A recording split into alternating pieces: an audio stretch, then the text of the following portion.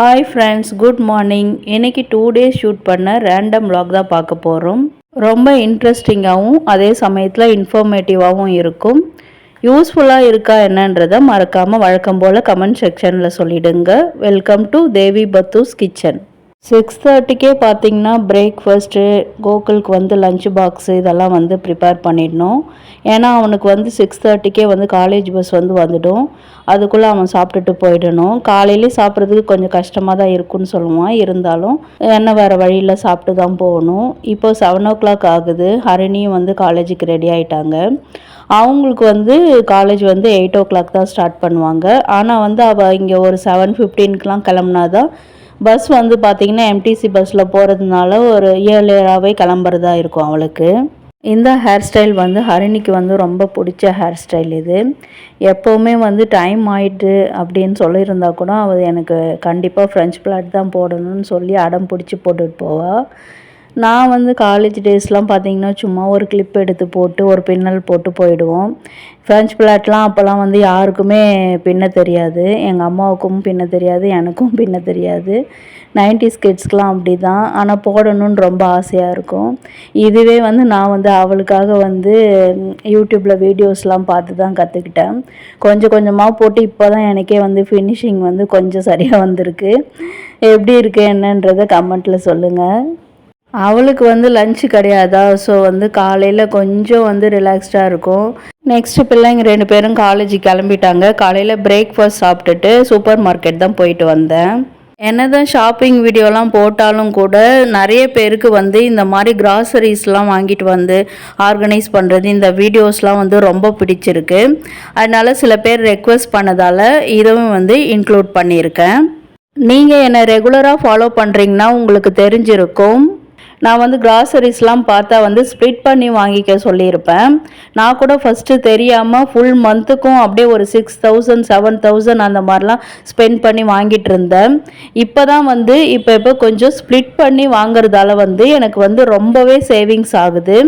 நிறையா வந்து நான் வந்து மந்த்லி பட்ஜெட்டில் கூட நான் வந்து வீடியோஸ்லாம் போட்டிருப்பேன். நீங்கள் பழைய வியூவர்ஸ்னால் உங்களுக்கு தெரிஞ்சிருக்கும். இன்றைக்கி வந்து நான் வந்து ஃபர்ஸ்ட்டு வந்து இந்த மந்த் ஜூலை மந்த் இப்போ தான் ஸ்டார்ட் ஆகிருக்கு. இப்போ தேவையான பொருள் மட்டும் ஒரு 25 சம்திங் தான் வாங்கிட்டு வந்திருந்தேன். நிறைய சப்ஸ்கிரைபர்ஸ் வந்து எந்த காஷ்மீரி ரெட் சில்லி யூஸ் பண்ணுறீங்கன்னு என்னை கேட்டிருந்தீங்க.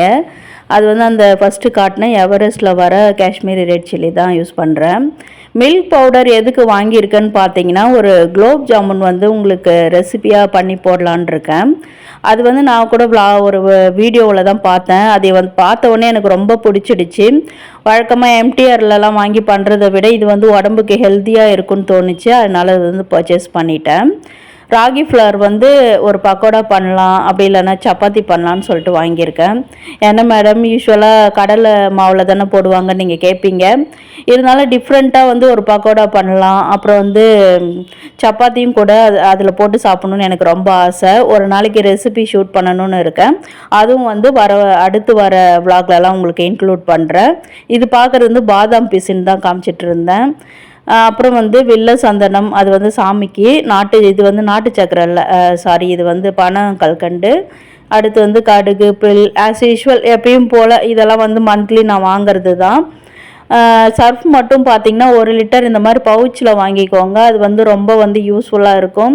நீங்கள் வந்து பாட்டில்லாம் வாங்கினீங்கன்னா கொஞ்சம் காஸ்ட்லியாக இருக்கும். இந்த மாதிரி வாங்கிக்கிட்டோன்னா கொஞ்சம் நம்ம ஊற்றி வச்சுட்டு கூட யூஸ் பண்ணிக்கலாம். அவ்வளோதான் ஃப்ரெண்ட்ஸ், இவ்வளோ தான் இப்போதைக்கு நான் வாங்கிட்டு வந்திருக்கேன். நெக்ஸ்ட்டு வந்து இது வந்து பார்த்திங்கன்னா ஒரு 15 டேஸ்க்கு தான். நீங்கள் கேட்பீங்க இதுவே உங்களுக்கு மந்த்லி போதுமான்ட்டு. கண்டிப்பாக பத்தாது.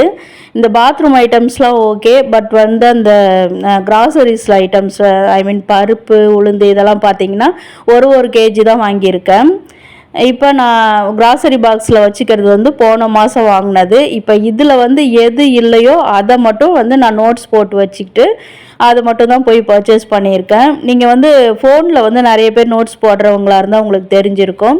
அப்பப்போ காலி ஆகுதுன்னா வந்து நீங்கள் ஃபோனில் வந்து நோட்ஸில் வந்து நீங்கள் மார்க் பண்ணி வச்சுக்கோங்க. அது ரொம்ப யூஸ்ஃபுல்லாக இருக்கும். நான் ஃபஸ்ட்டில் வந்து அந்த பேப்பரில் தான் எழுதிட்டு போயிட்டுருப்பேன். அது என்னென்னா அந்த பேப்பர் வந்து எங்கன்னா மிஸ் ஆகிடும். அது தேடும்போது நான் ஷாப்பிங் போகிறப்ப காலையில் அவசரத்தில் தேடும்போது அது எனக்கு கிடைக்காது. பட் வந்து ஃபோனில் இருந்துடுச்சுன்னா வந்து உங்களுக்கு எப்போவுமே வந்து நம்ம ஃபோன் வந்து எப்போவுமே கையில் வச்சுருப்போம்.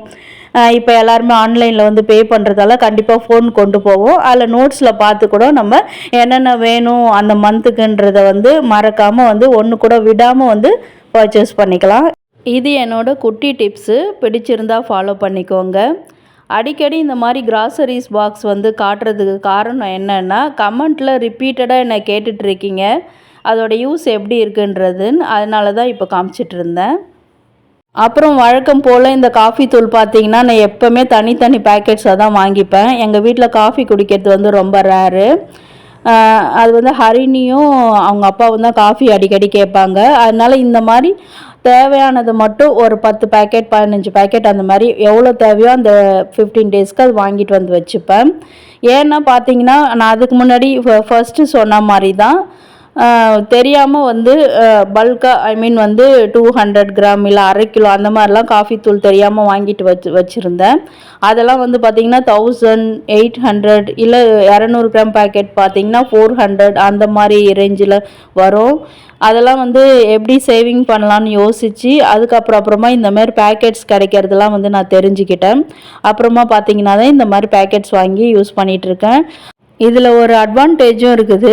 காஃபி தூள் பல்காக வாங்கிட்டிங்கன்னா கட்டி ஆகிடும். இதுனா ஒரு பேக்கெட் 4 பேருக்குன்னா இந்த 10 ரூபா பேக்கெட் ஒன்று வந்து பிரித்து கொட்டினாலே போதும். 2 பேருக்குன்னா அதில் பாதி போட்டுக்கோங்க. ஃபர்ஸ்ட்லாம் என்ன தெரியாமல் பண்ணிகிட்டு இருந்தேன்னா அந்த 1 மந்த் கிராசரிஸ் எல்லாத்தையுமே இந்த மாதிரி சில்வர் டப்பாவில் போட்டு கொட்டி எடுத்து மூடி வச்சுடுவேன், வேலை மூடிட்டுன்னு சொல்லிட்டு. அதனால் வந்து வண்டு பிடிச்சது தான் மிச்சம். இப்போ எது தேவையோ அதை மட்டும் எடுத்து யூஸ் பண்ணிக்கிறேன். மிச்சதெல்லாம் கிராசரி பாக்ஸ் வாங்கினதால அதிலே வந்து லப்பர் பேண்ட் போட்டு கட்டி வச்சிடுவேன். ஒன்றா காலி ஆகும்போது டப்பாலாம் எடுத்து கழுவி க்ளீன் பண்ணிவிட்டு அதுக்கப்புறமா கொட்டி வைக்கிறதுனால டப்பாவும் நல்லா வந்து நம்மளுக்கு சுத்தமாக இருக்குது, வேலையும் வந்து ஈஸியாக முடிஞ்சிடுச்சு. நெக்ஸ்ட்டு இது ஒரு நாள் சண்டே வந்து நண்டு மசாலா தான் பண்ணியிருந்தேன். கூடவே வந்து சிக்கன் பெப்பர் ஃப்ரையும் பண்ணியிருந்தேன். அது ஷார்ட்ஸில் போட்டிருக்கேன். பார்க்காதவங்களுக்கு மேலே ஐ கார்டில் வந்து லிங்க் கொடுக்குறேன், அதை கிளிக் பண்ணி பார்த்துக்கோங்க. ஐ கார்டில் தான் போய் பார்க்க தெரியாது மேம்னு சொன்னீங்கன்னா உங்களுக்கும் டிஸ்கிரிப்ஷனில் லிங்க் கொடுக்குறேன், மறக்காமல் செக் பண்ணிக்கோங்க. நெக்ஸ்ட்டு நண்டு மசாலா பண்ணுறதுக்கு ஒரு பேனில் ஒரு 4 ஸ்பூன் எண்ணெய் விட்டுருக்கேன். அதில் சோம்பு கல்பாசி ஆட் பண்ணிக்கிறேன். நெக்ஸ்ட்டு வந்து வெங்காயம் தக்காளி இஞ்சி பூண்டு அரைச்ச அந்த பேஸ்ட்ரியும் ஆட் பண்ணி ஒரு 5 மினிட்ஸ் பச்சை வாசனை போகிற அளவுக்கு வதக்கி விட்டுக்கிறேன்.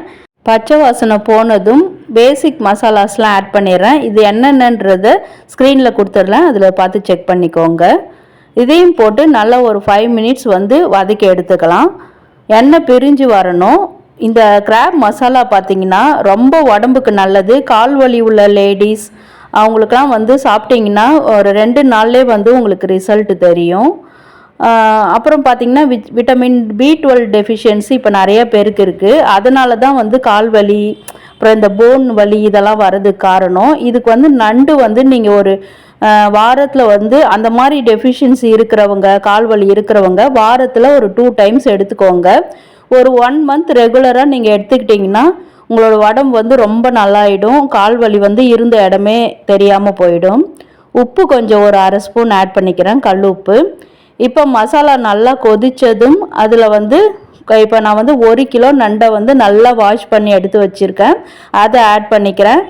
ஆட் பண்ணிவிட்டு ஒரு 20 மினிட்ஸ் தான் மேக்ஸிமம் டைம், அது கூட தேவையில்லை. ஒரு 15 மினிட்ஸ்லேயே வந்து பார்த்திங்கன்னா அந்த நண்டு வந்து கலர் சேஞ்ச் ஆகி வந்துடும், ரெட் கலராக மாறிடும். அதுவே நம்மளுக்கு வந்து நண்டு வெந்துச்சுன்றதுக்கு அடையாளம். இதில் நான் இன்றைக்கி தேங்காயெலாம் அரைச்சி விட போகிறதில்ல, உங்களுக்கு வேணும்னா தேங்காய் கூட ஆட் பண்ணிக்கலாம். நெக்ஸ்ட்டு ஒரு மிக்ஸி ஜாரில் ஒரு 1/2 ஸ்பூன் மிளகு, 1/2 ஸ்பூன் ஜீரகம், ஒரு 1/4 ஸ்பூன் வந்து சோம்பு இதெல்லாம் ஆட் பண்ணி அரைச்சி எடுத்து வச்சுக்கிறேன். இப்போது நண்டு வெந்துடுச்சான்னு பார்க்கலாம். வாவ், சூப்பராக இருக்குது. பார்த்தாலே தெரியும், ரொம்ப சிம்பிள் இன்க்ரீடியன்ட்ஸ் வச்சு ரொம்ப ஈஸி மெத்தடில் செஞ்சுருக்கேன். பிகினர்ஸ்க்கெலாம் இது ரொம்ப ஹெல்ப்ஃபுல்லாக இருக்கும். இப்போ வந்து நம்ம கிரைண்ட் பண்ணி வச்சோம் இல்லையா, சோம்பு சீரகம் அப்புறம் மிளகு, இந்த தூளை வந்து லாஸ்ட்டில் ஆட் பண்ணிவிட்டு இறக்கிக்கலாம். இது வந்து சளிக்கெலாம் ரொம்ப நல்லது. சளி பிரிச்சிருந்தா கூட இந்த மாதிரி ப்ரிப்பேர் பண்ணி சாப்பிட்டிங்கன்னா ஒரு 2 டேஸில் வந்து சரியாயிடும். அன்றைக்கி நான் இது செஞ்சு சாப்பிட்டேங்க, அவ்வளோ டேஸ்டியாக இருந்தது. அதுக்கு வந்து நண்டும் ஒரு காரணம்னு நினைக்கிறேன். நண்டு வந்து ஃப்ரெஷ்ஷாக இருந்ததுன்னா உங்களுக்கு வந்து இன்னுமே டேஸ்டியாக வரும். என் சேனலில் வந்து நிறைய பிகினர்ஸ் தான் வந்து ரெசிபீஸ்லாம் ஃபாலோ பண்ணி பார்க்குறீங்க. அவங்களுக்காகவே நான் வந்து ரொம்ப சிம்பிளான மெத்தட்ஸில் எப்படி கிரேவி மசாலா இதெல்லாம் பண்ணுறதுன்றதை தான் ரெகுலராக வந்து நான் ஷோ பண்ணிகிட்ருக்கேன். கண்டிப்பாக நீங்கள் ஒரு தடவை இந்த மாதிரி மெத்தடில் வந்து வீட்டில் ட்ரை பண்ணி பாருங்கள். ட்ரை பண்ணி பார்த்து நல்லா வந்ததுன்னா மறக்காமல் கமெண்ட்டும் பண்ணுங்கள். வீடியோவை ஸ்கிப் பண்ணாமல் பாருங்கள். இன்னும் நிறைய சூப்பரான இன்ட்ரெஸ்டிங்கான ஒரு 2 ரெசிபீஸும் அப்கமிங்கில் இருக்குது. நண்டுலாம் பார்த்திங்கன்னா ரெஸ்டாரண்ட்டில் வாங்கி வச்சு சாப்பிட்றது ரொம்ப கஷ்டம். அதனால் வீட்டில் வாங்கி நல்லா சுவையாக செஞ்சு என்ஜாய் பண்ணுங்கள்.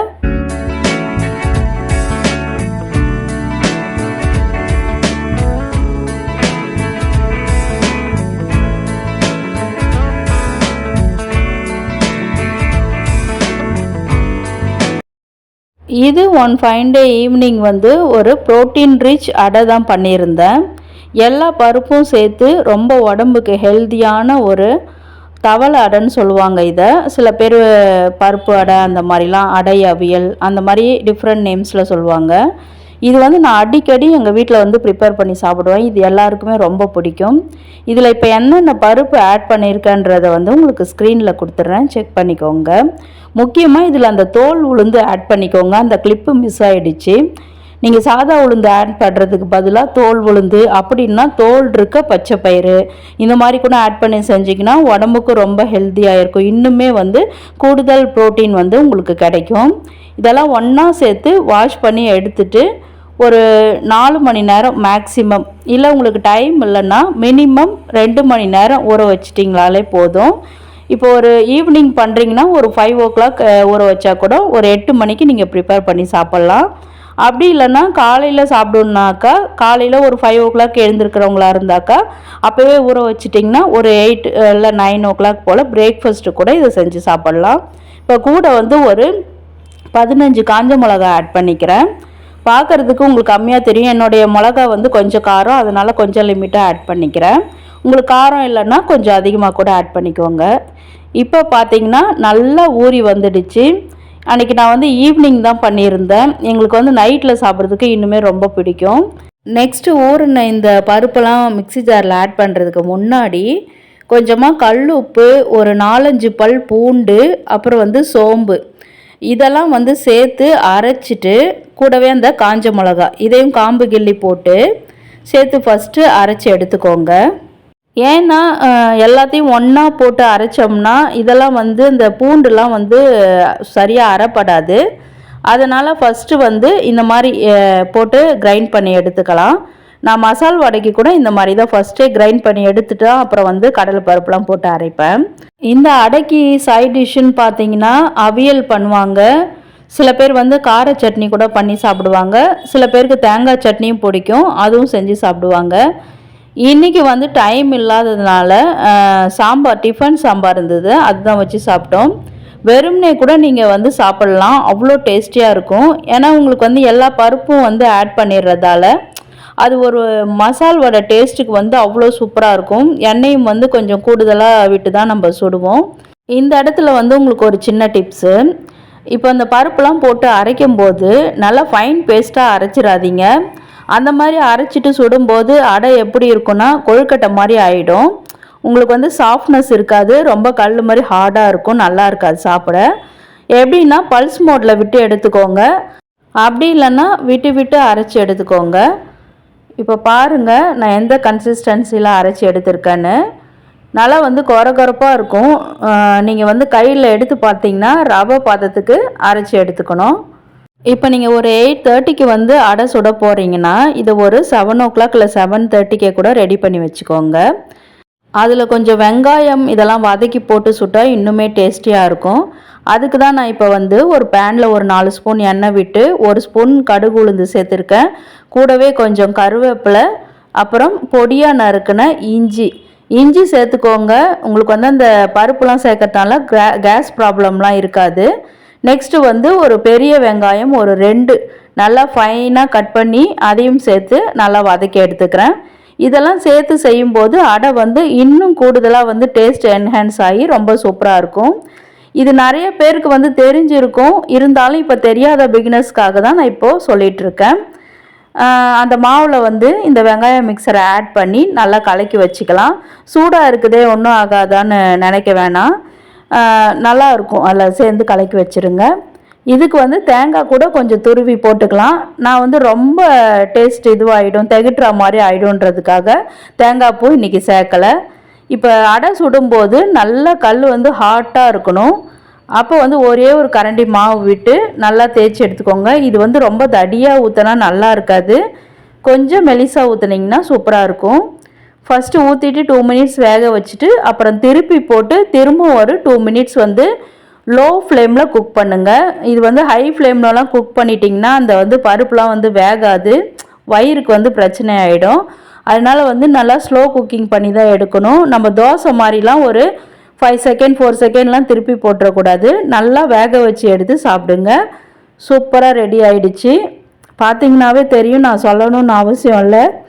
நீங்களும் வீட்டில் கண்டிப்பாக ட்ரை பண்ணி பாருங்கள். ட்ரை பண்ணி பார்த்துட்டு டேஸ்ட் எப்படி இருந்ததுன்றதையும் மறக்காமல் கமெண்ட்டில் ஷேர் பண்ணிக்கோங்க.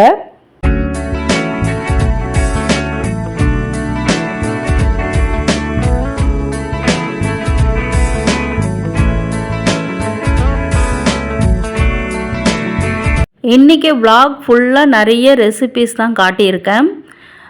ஏன்னா நிறைய பேர் கேட்டிருக்கீங்க சப்ஸ்கிரைபர்ஸ், நிறைய ஷாப்பிங் கிச்சன் அக்சசரிஸ் தான் காட்டிகிட்ருக்கீங்க, எங்களுக்கும் கொஞ்சம் ரெசிபீஸ் வீடியோலாம் இன்க்ளூட் பண்ணுங்கன்னு கேட்டிருந்தீங்க. அதனால் நான் ரேண்டமாக எடுத்த டேஸ்டியான ரெசிபீஸை மட்டும்தான் இன்றைக்கி இந்த vlogல இன்க்ளூட் பண்ணியிருக்கேன். கண்டிப்பாக வீடியோவை ஸ்கிப் பண்ணாமல் பாருங்கள், அப்போ தான் உங்களுக்கு நல்ல இன்ட்ரெஸ்டிங்காகவும் அதே சமயத்தில் யூஸ்ஃபுல்லாகவும் இருக்கும். அடுத்து வெஜிடபிள் ஆர்கனைஸ் பண்ணுற வீடியோ வந்து நிறைய பேர் கேட்டிருக்கீங்க, அதுக்காக தான் இப்போ இதை இன்க்ளூட் பண்ணியிருக்கேன். அன்றைக்கி வந்து பார்த்திங்கன்னா ஒரு 1 வீக்குக்கு தேவையான வெஜிடபிள்ஸ் மட்டும்தான் எங்கள் ஹஸ்பண்ட் வந்து பர்ச்சேஸ் பண்ணியிருந்தார். அதுதான் வந்து எடுத்து இப்போ நான் ஆர்கனைஸ் பண்ணிகிட்ருக்கேன். வெங்காயம் 1 கிலோ, தக்காளி 1 கிலோ, இதே போதும் எனக்கு 1 வீக்குக்கு. பேசிக்காக உருளைக்கிழங்கு, பூண்டு, அப்புறம் வந்து கொத்தமல்லி, கருவேப்பிலை இதெல்லாம் இருந்தாலே அந்த 1 வீக்கை வந்து நம்ம ஈஸியாக மேனேஜ் பண்ணிடலாம். தக்காளி மட்டும் எப்போவுமே நான் வந்து வாஷ் பண்ணிட்டு தான் வந்து ஃப்ரிட்ஜில் வைப்பேன். இது வந்து கொரோனாலேருந்து வந்த பழக்கம்தான் எனக்கு. அதுக்கு முன்னாடிலாம் வந்து சும்மா துணியில் தொடச்சிட்டு அப்படியே ஃப்ரிட்ஜில் கொட்டி விட்டுருவேன் இந்த வெஜிடபிள் பாக்ஸில். இப்போல்லாம் பார்த்தீங்கன்னா வாஷ் பண்ணிவிட்டு அப்புறமா நல்லா ட்ரை ஆனதும் அதுக்கப்புறமா அந்த பால் வைக்கிற ட்ரேயில் வந்து கொட்டிடுவேன். அப்புறம் சில பேர் என்கிட்ட வந்து ஃப்ரிட்ஜ் ஆர்கனைசர்ஸ் பற்றி வீடியோலாம் கேட்டிருந்தீங்க. நெக்ஸ்ட்டு வந்து அதுக்கு தான் பிளான் பண்ணிகிட்ருக்கேன். ஏன்னா வந்து ஆதர்ஷில் வந்து நான் வந்து ஒரு சில இந்த வெஜிடபிள் பேக்ஸ் வந்து பர்ச்சேஸ் பண்ணியிருந்தேன். அது வந்து ஃபஸ்ட்டு வந்து நல்லா இருக்கிற மாதிரி தான் இருந்தது. நான் ஏன்னா அது ஃப்ரண்ட்டில் பார்த்தீங்கன்னா அது பிக்சர் வந்து உங்களுக்கு மேலே வந்து நான் கொடுக்குறேன், அதில் பார்த்துக்கோங்க. அது வந்து ஃப்ரண்ட்டில் வந்து நல்ல ஒரு நெட்டட் கிளாத்தில் போட்டு அதுக்கப்புறமா இந்த ஒரு மல்மல் காட்டன் சொல்லக்கூடிய அந்த காட்டனில் தான் அந்த பேக் இருந்தது. அதனால தான் வந்து அதை நான் பர்ச்சேஸ் பண்ணியிருந்தேன். அது வந்து கண்டிப்பாக நான் ஹைலி ரெக்கமெண்ட் பண்ணவே மாட்டேன். ரெக்கமெண்ட் பண்ணுவேன்னு சொல்லுவீங்கன்னு நினச்சிங்க இல்லையா? ஏன்னா வந்து அது வந்து அதை பற்றின நான் வந்து ஒரு ரிவ்யூ மாதிரி ஒரு வீடியோ வந்து தனியாக போடணுன்னு இருக்கேன். ஏன்னா இப்போ சொன்னால் உங்களுக்கு அது புரியாது. அது வந்து சுத்த வேஸ்ட்டுங்க வாங்குறது. ஒரு 200 கொடுத்து வாங்கியிருந்தேன். அது வச்சு அதுக்குள்ளே காற்று போகுன்னு பார்த்தா அதுக்குள்ளே இருக்கிற அந்த கேரட்டு, பீன்ஸு இதெல்லாம் போட்டு அப்படியே வதங்கி போச்சுங்க. ரொம்ப வேஸ்ட் ஆகிடுச்சு. Fully totally disappointed. அதை பற்றி ரிவ்யூ நான் வந்து ஒரு நெக்ஸ்ட் vlogல கொடுக்குறேன். அப்புறம் இஞ்சி, பச்சை மிளகா இதெல்லாம் எல்லோரும் மாதிரியும் தான் நானும் வந்து டிஷ்யூ பேப்பர் போட்டு ஸ்டோர் பண்ணுவேன். ஏன்னா இப்போலாம் இருக்கிற லேடிஸ்க்கு வந்து எதுவும் வந்து நம்ம புதுசாக சொல்லித்தர தேவையில்ல, எல்லாருக்கும் ஆல்ரெடி தெரிஞ்சிருக்கும். ஏற்கனவே போட்ட அந்த டிஷ்யூ பேப்பராலே அந்த பாத்திரத்தை நல்லா க்ளீன் பண்ணி எடுத்துட்டு ஃபஸ்ட்டு பழைய பச்சை மிளகா வந்து சேர்க்கக்கூடாது. இப்போ வாங்கிட்டு வந்த அந்த புது பச்சை மிளகாவை அடியில் போட்டுட்டு ஏற்கனவே அதில் இருந்த பச்சை மிளகாவை மேலே போட்டு வச்சுக்கிறேன்.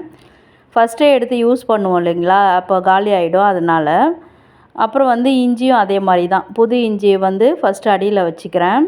நெக்ஸ்ட்டு வந்து பழைய இஞ்சியை வந்து மேலே வச்சுக்கிறேன். எப்பவுமே நம்மளுக்கு தெரியும் ரெகுலராக எடுத்து நம்ம சமைக்கும் போது எது நம்ம ஃபஸ்ட்டு எடுத்து காலி பண்ணணும், எது 2வது பண்ணணுன்றது நம்ம லேடிஸ்க்கு எல்லாருக்கும் தெரிஞ்ச விஷயந்தான்.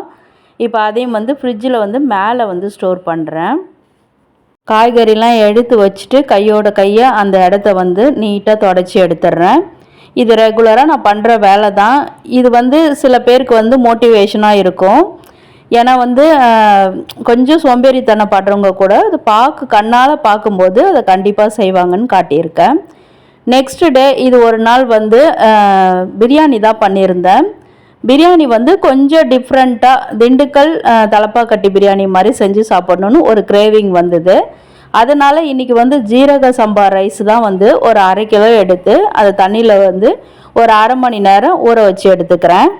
இந்த இடத்துல என்ன டிப்ஸ் சொல்கிறேன்னா, எந்த ரைஸை வந்து கழுவி ஊற வைக்கணுனாலும் சாப்பாட்டுக்காக இருந்தாலும் பிரியாணிக்காக இருந்தாலும் கழுவிட்டு தண்ணி ஊற்றி ஊற வச்சுக்கோங்க. நெக்ஸ்ட்டு வந்து ஒரு பேசிக் மசாலா இதுக்கு வந்து அரைச்சிடுறேன். இது வந்து பார்த்திங்கன்னா ஒரு செட்டிநாடு ஸ்டைலில் தான் இருக்கும் இந்த பிரியாணி. இதுக்கு வந்து மிளகா பொடி அப்புறம் வந்து தனித்தனியாக இந்த பேக்கெட் பவுடர் மசாலாலாம் ஆட் பண்ண போகிறதில்ல. இந்த ஹோல் கரம் மசாலா தான் வந்து வறுத்து அரைச்சி ஆட் பண்ண போகிறேன். இது என்னென்ன ஆட் பண்ணுறேன்றதை வந்து ஸ்க்ரீனில் கொடுக்குறேன், செக் பண்ணிக்கோங்க. இப்போ இதெல்லாம் போட்டு நல்லா வாசனை வர அளவுக்கு நல்லா ஸ்லோ ஃப்ளேமில் வச்சு வறுத்து எடுத்துக்கலாம். தனித்தனியாக வறுக்கணும்னு அவசியம் கிடையாது, ஒன்றாவே போட்டு கூட நீங்கள் ஸ்லோ ஃப்ளேமில் வறுத்து எடுத்துக்கோங்க. இது மாதிரி பல்க் குவான்டிட்டியாக அரைச்சி வச்சுட்டா கூட நீங்கள் வந்து பல்க்னால் வந்து வாசனை போயிடும். கொஞ்சம் ஒரு 2 யூஸ்க்கு தேவைப்படுற மாதிரி கூட நீங்கள் அரைச்சி கொஞ்சம் கொஞ்சம் பாதி இதில் போட்டுக்கோங்க, பாதி வந்து இன்னொரு 1 வீக் கழித்து கூட நீங்கள் ஆட் பண்ணி செஞ்சுக்கலாம். ஏன்னா வந்து நிறைய பேர் நிறைய அரைச்சிட்டா வேஸ்ட்டாக போய்டும்னு நினைப்பாங்க. பிரியாணி மசாலாலாம் ஒன்றும் கிடையாதுங்க. இப்போ நான் காட்டுற இந்த இன்க்ரீடியன்ஸை தான் வந்து வறுத்து அரைச்சி பேக்கெட் போட்டு விற்கிறாங்க. அரைக்கும்போது ரொம்ப ஃபைன் பவுடராக இல்லாமல் இந்த மாதிரி கொஞ்சம் கோர்ஸாக அரைச்சி எடுத்துக்கலாம். டேஸ்ட்டும் வாசனையும் அவ்வளோ சூப்பராக இருந்ததுங்க. அரைக்கும் போதே அவ்வளோ வாசனை வீடு ஃபுல்லாக கம்மன்னு இருந்துச்சு. இப்போ பிரியாணி செய்ய ஸ்டார்ட் பண்ணிடலாம். இப்போ ஒரு குக்கர் வச்சுருக்கேன். அதில் வந்து ஒரு 4 ஸ்பூன் எண்ணெய் விட்டுக்கிறேன். அதில் வழக்கமாக செய்கிற மாதிரி ஃபஸ்ட்டு வெங்காயத்தை ஆட் பண்ணிக்கிறேன். நீளமாக நறுக்கி வச்சுக்கோங்க. வெங்காயம் போட்டு நல்லா ஒரு 10 நிமிஷத்துக்கு நல்லா கோல்டன் ப்ரௌனாக ஆகிற வரைக்கும் நல்லா வதக்கி எடுத்துக்கலாம். அப்போ தான் எப்பயும் சொல்கிற மாதிரி பிரியாணி வந்து சீக்கிரமாக கெட்டு போகாது. இப்போ வெங்காயம் வதங்கி வந்ததும் அதில் வந்து தக்காளி, பச்சை மிளகா, இஞ்சி பூண்டு பேஸ்ட்டு 3ஐயும் ஒன்றா போட்டு வதக்கி எடுத்துக்கலாம். கூட கொஞ்சம் உப்பு சேர்த்துட்டிங்கன்னா ரொம்ப ஈஸியாக சீக்கிரமாக ஸ்மாஷ் ஆகி வந்துடும். இது வந்து நான் வந்து நம்ம சேனலில் வந்து நிறைய பிரியாணி ரெசிபீஸ்லாம் போட்டிருக்கேன். அதெல்லாம் வந்து செய்கிறது பிகினர்ஸ்க்கு கொஞ்சம் கஷ்டம். இது ரொம்ப ஈஸியாக அந்த பொடி மட்டும் நீங்கள் ரெடி பண்ணி வச்சுக்கிட்டா போதும். ஒரு 20 மினிட்ஸில் வந்து ஈஸியான மெத்தடில் அந்த பவுடர் எவ்வளோ போடணும், இந்த பவுடர் எவ்வளோ போடணும், இந்த கன்ஃபியூஷன்லாம் இல்லாமல் ஒரே பவுடர் மசாலா போட்டு வதக்கி எடுத்து தண்ணி ஊற்றி அரிசி போட்டு வேக வச்சிட்டோன்னா சூப்பரான பிரியாணி வந்து நம்மளுக்கு ரெடி ஆகிடும். இது பிகினர்ஸ், பேச்சுலர்ஸ், நியூலி மேரிட்க்கெலாம் ரொம்ப வந்து நான் எப்பயும் சொல்கிற மாதிரி ரொம்ப ஈஸியான மெத்தடாக இருக்கும். கண்டிப்பாக ட்ரை பண்ணி பாருங்கள். வெங்காயம் தக்காளி நல்லா வதங்கி வந்ததும் மட்டன்லாம் போட்டு அதுவும் பச்சை வாசனை போகிற அளவுக்கு வதங்கினதும் அந்த பவுடர் மசாலா அப்புறம் வந்து தயிர் ஒரு 2 கப் தயிர் ஆட் பண்ணிக்கிறேன் சின்ன கப்பில். அப்புறம் புதினா, மல்லி இதையும் சேர்த்து நல்லா வதக்கி எடுத்துக்கிறேன். மட்டன்றதுனால இப்போ நம்ம கொஞ்சம் தண்ணி விட்டு அதை வந்து வேக வைக்கணும். சிக்கன்னா அப்படியே நீங்கள் தண்ணி ஊற்றி அரிசி போட்டு வேக வச்சுப்பீங்க. மட்டன்றதால இப்போ நான் கொஞ்சமாக தண்ணி விட்டு மட்டனில் வந்து ஆல்ரெடி தண்ணி வந்து வெளியே ரிலீஸ் ஆகும். அதனால் கொஞ்சமாக ஒரு 3/4 டம்ளர் தண்ணி ஊற்றி அதை வந்து ஒரு 2 விசில் மட்டும் விட்டு வேக வச்சு எடுத்துக்கிறேன். உங்கள் மட்டனுடைய வாட்டத்தை பொறுத்து நீங்கள் வந்து குக்கரில் விசில் வச்சுக்கோங்க. சில கறி வேகாது, அதனால் சொல்கிறேன். நம்ம மட்டன் வந்து நல்லா சாஃப்டாக ஜூஸியாக குக் ஆகி வந்துடுச்சு. நெக்ஸ்ட்டு வந்து இந்த ஊறின இந்த ஜீரக சம்பா ரைஸையும் ஆட் பண்ணிக்கிறேன். 1/2 மணி நேரம் மட்டும் ஊற வச்சுக்கோங்க. இது ரொம்ப பொடியாக இருக்கிறதுனால குழஞ்சிடும். தண்ணி அளவுன்னு பார்த்தீங்கன்னா 1க்கு வந்து 1.5 மட்டும் விட்டுக்கோங்க. நான் வந்து என்னோடய கண் மதிப்பில் எனக்கு ரெகுலராக செய்கிறதுனால நான் விட்டுக்கிறேன். நீங்கள் வந்து ஆட் பண்ணும்போது வேக வைக்கும்போது ஒரு பாதி அளவு தண்ணி ஊற்றிக்கோங்க. அதுக்கப்புறம் கொஞ்சம் அதுக்கு ஏற்ற மாதிரி தண்ணி ஊற்றி வேக வச்சுக்கோங்க. நெக்ஸ்ட் அந்த பவுடர் மசாலா வாசனைக்காக மேலே ஆட் பண்ணியிருக்கேன். கொஞ்சமாக ஒரு 1/2 மூடி லெமனையும் பிழிஞ்சு விட்டுக்கிறேன். மட்டன் வந்து நல்லா இன்னுமே வேகலைன்னா சாப்பிட்டா அரிசியும் வந்து உதிராக வரும். அதனால லெமன் ஜூஸும் ஆட் பண்ணிக்கிறேன். மூடி வச்சு ஹை ஃப்ளேமில் ஒரு 5 மினிட்ஸும் லோ ஃப்ளேமில் ஒரு 15 மினிட்ஸும் வச்சிட்டிங்கன்னா ரொம்பவே சூப்பரான நம்மளுடைய தம் பிரியாணி, திண்டுக்கல் தம் பிரியாணி ரொம்பவே சூப்பராக ரெடி ஆகிடுச்சு. நாங்கள் சாப்பிட்டு பார்த்தோம். அவ்வளோ டேஸ்டியாக இருந்ததுங்க. நீங்களும் வீட்டில் ட்ரை பண்ணி பார்த்துட்டு எப்படி வந்ததுன்றத வழக்கம் போல் மறக்காமல் கமெண்ட்டில் சொல்லுங்கள். பிடிச்சிருந்தால் லைக் பண்ணுங்கள்.